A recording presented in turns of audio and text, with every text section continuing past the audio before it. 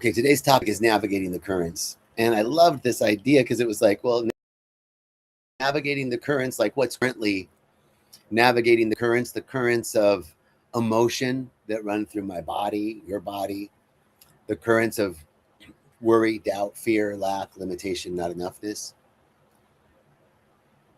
Navigating the currents of transformation, navigating the currents of expansion. And if you're watching this, you're probably on the path of expansion. And the currents get a little tricky. So I really like the topic, navigating the currents, and I'm really grateful that you're here. I was reading a wonderful man, Howard Thurman, who I first learned about at Agape through Reverend Michael. And Howard Thurman was the first Black chaplain at Boston College in the 50s. He was also Martin Luther King Jr.'s mentor, and from my understanding was responsible in great part for bringing the philosophy of nonviolence to the United States. So I want to read this to you from his writing. It's in a book called Meditations of the Heart. This is a short reading. It's entitled Life Goes On. And I want you to just hear this and remember that it was written in 1953.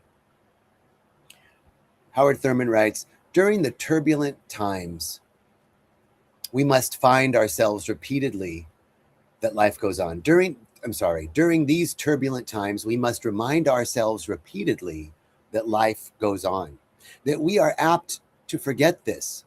The wisdom of life transcends our wisdom. The purpose of life outlasts our purpose. The process of life cushions our processes. The mass attack of disillusion and despair, distilled out of the collapse of hope, has so invaded our thoughts that what we know to be true and valid seems unreal and ephemeral. There seems to be little energy left for aught but futility. This is the great deception. By it, whole peoples have gone down to oblivion without the will to affirm the great and permanent strength of the clean and the commonplace. Let us not be deceived. It is just as important as ever to attend to the little graces by which dignity of our is maintained and sustained. Birds still sing.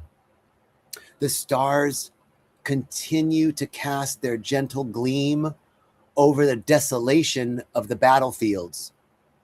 And the heart is still inspired by the kind word and the gracious deed. There is no need to fear evil. There is every need to understand what it does, how it operates in the world, what it draws upon to sustain itself.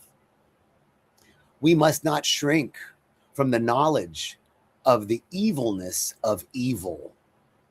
Over and over, we must know that the real target of evil is not the destruction of the body, the reduction to rubble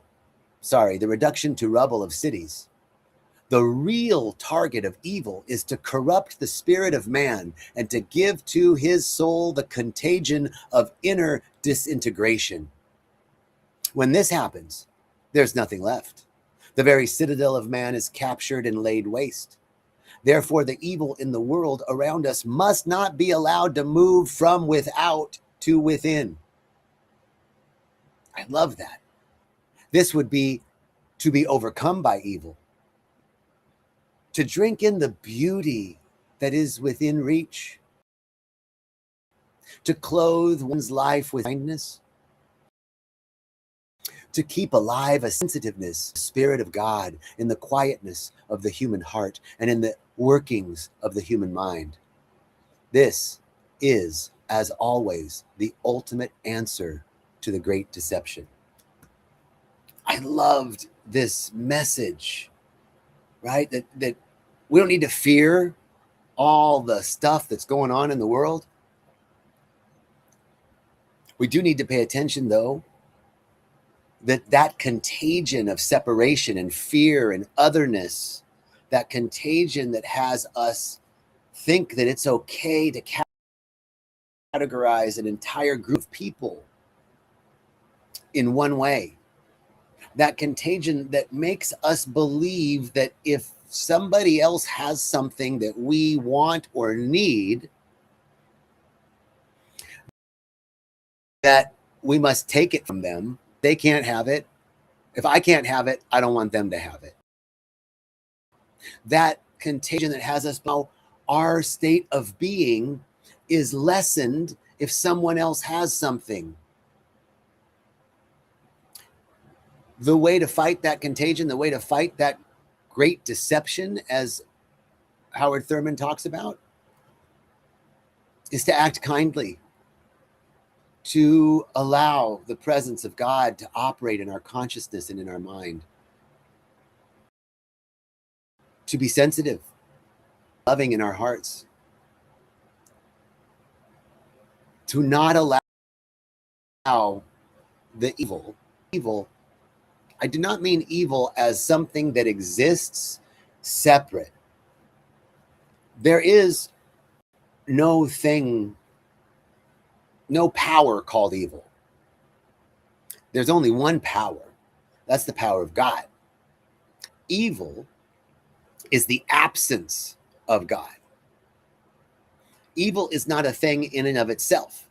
Evil is the absence of God, meaning we are the ones that get to decide how much goodness, how much love, how much beauty, how much God, intelligence, how much power, how much order, how much harmony, how much excellence, how much creativity we're going to open up to allow to flow through us. That's our choice. God is always good, always expressing, always, as Reverend Michael says, the broadcast, the eternal broadcast is always being made. Are we tuning in? Are we opening up to receive? Evil is not a thing in and of itself. It is a conscious choice by human beings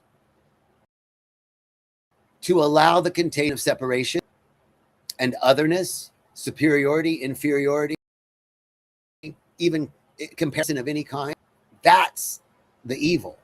It's our choice. It doesn't exist on its own. It does not exist on its own. It only exists as a function of our choosing to allow light, love, and beauty to flow through us, or fear, doubt, and worry to flow through us. Our choice. And Howard Thurman is making this point that it's that choosing to be kind, choosing to be loving, choosing to not see the other as a threat to our being is always the ultimate answer to evil. To not let that contagion of separation move from outside to within. This is what Viktor Frankl talks about in Man's Search for Meaning. He talks about that there were very few people in the concentration camps that did not allow the conditions and circumstances of inhumane treatment who they were. So the majority of people, understandably so, were lost their sense of self. I think this is why above the entrance to the Oracle of Delphi was written Neskete nosum, nepskase nosum, know thyself. I think I pronounced that wrong in Latin. Know thyself. If we truly know who we are, then whatever the circumstances and conditions of the world, the contagion of evil, which again is the contagion of fear, doubt, lack, worry, limitation, not enoughness, the contagion of limited perception, to not allow that to define who we are, to not let what's outside infect what's inside. That's the answer. That's the answer. And now that brings me to the second point of navigating the currents. So we're navigating the currents one way, the geopolitical currents. Actually, let me say a little bit more about that. It's important then that anyone who is on the opposite side of an right or wrong I think I am about the argument, how right I think I am and how wrong I think they are, I must not dehumanize them, because that's the piece that allows us to enact atrocities on other people, other human beings. We must not allow the contagion of separation that someone else might be to infect us. This is the answer. The great deception, as he calls it,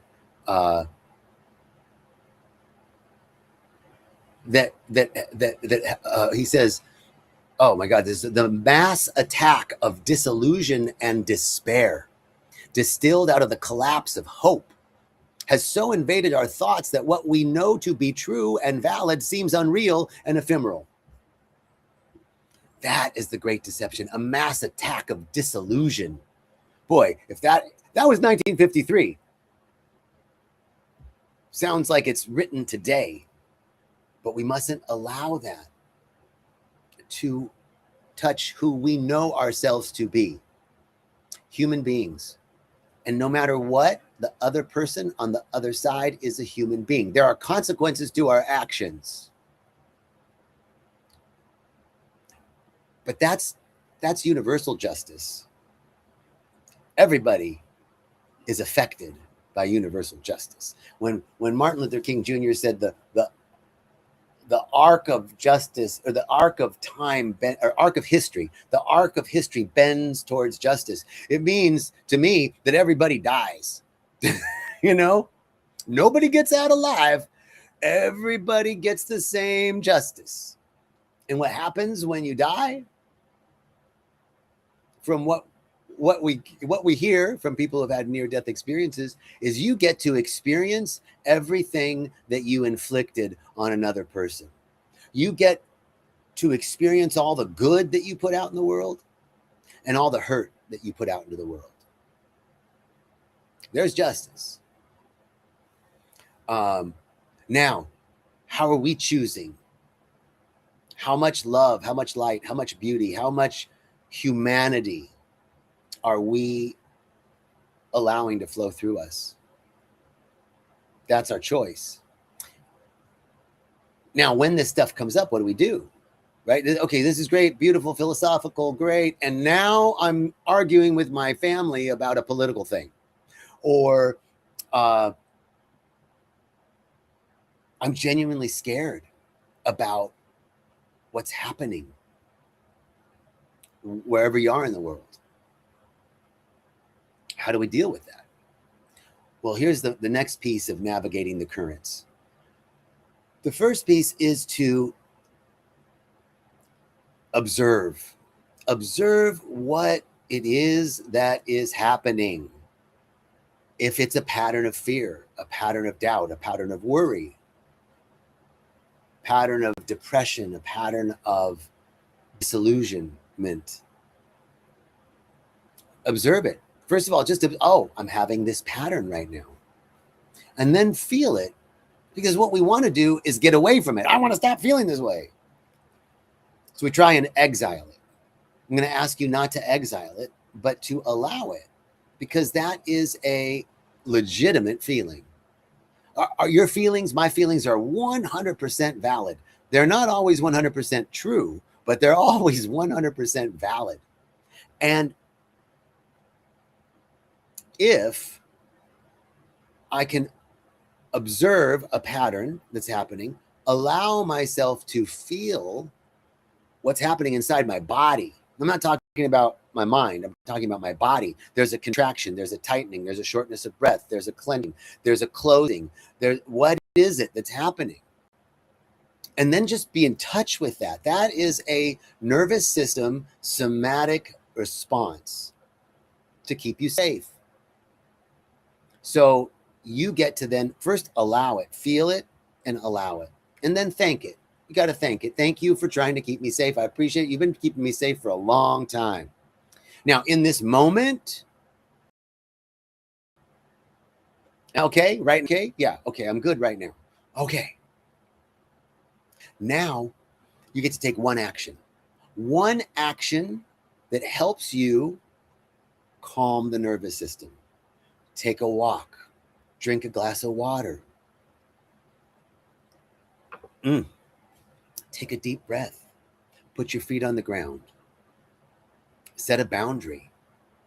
Send a loving text. Do one action in that moment when life seems overwhelming and maybe you're so upset at the geopolitical situation or what's going on in the United States or what's going on in Costa Rica or what's going on in Sudan or what's going on in Gaza and Israel or what's going on in Russia and Ukraine or what's going on in the Congo or wherever it is or what's going on in the Amazon. When that gets to be overwhelming, don't push it away. Don't go into it. Observe it. Oh, there it is again. Okay, that's a feeling. All right. Oh, it feels tight. It feels on my throat. It feels constricted in my shoulders. Okay, can I just relax 5%? Thank you. Thank you, worry, doubt, fear. You're trying to keep me safe. I appreciate it. But right now, I'm in the middle of a live stream. Nothing's happening. It's okay. Now let me do one thing to just soften 5%. One thing that I can do to drop my shoulders, to unclench my jaw. One thing that I can do to shift the pattern and bring just a little bit of softening to my nervous system. This is not a one and done. This is something that you do over and over. Every time it comes up, you soften a little. Every time, observe, feel, thank, heal. Every time, observe, feel, thank, take one action. Observe, feel, thank, take one action that calms the body, soothes the nervous system. Go get a hug, make a call, drink a glass of water. Do something that helps you open up 5%, just 5%. You don't have to blast the whole thing open, just 5%. And by doing that over and over, again and again, it's a practice. And by doing that practice, we teach the nervous system that it's okay to relax, that it's okay to let your guard down. It's more importantly, it's okay to choose a different way of being. So that's it. Navigating the currents. What's currently going on in the world and what's currently going on in our bodies, in our lives, begins with observation, allowing, thanking, and taking an action that just calms the nervous system. I don't have to figure out geopolitical, global politics. I just have to figure out, I don't have to figure out anything. I just get to allow my nervous system to relax, because every time I open up a little bit, every time I relax a little bit, I can receive a little bit. And what am I receiving? I'm receiving information, downloads, insights, direction, love, support, kindness. I can't receive any of that if I'm clenching. So the answer to the great deception of disillusionment, the answer to the great deception that we're separate, is softening ourselves, remembering and knowing who we are, that we are part of a greater whole. We're part of the great plan of love. It's always unfolding for the best and highest good, individually and collectively. Are we willing to be an opening for that? Are we willing to be an opening for more good, more God, more love, more beauty, more joy, more excellence, more creativity to flow through us? Question. If we do that, moment by moment, breath by breath, we become a portal for love and light to flow into the world, into our direct experience. We become an ambassador everywhere we go. What Reverend Michael calls becoming a beneficial presence on the planet, just by being us. I'm so grateful. Thank you for joining me today. I really appreciate you, and I look forward to seeing you soon.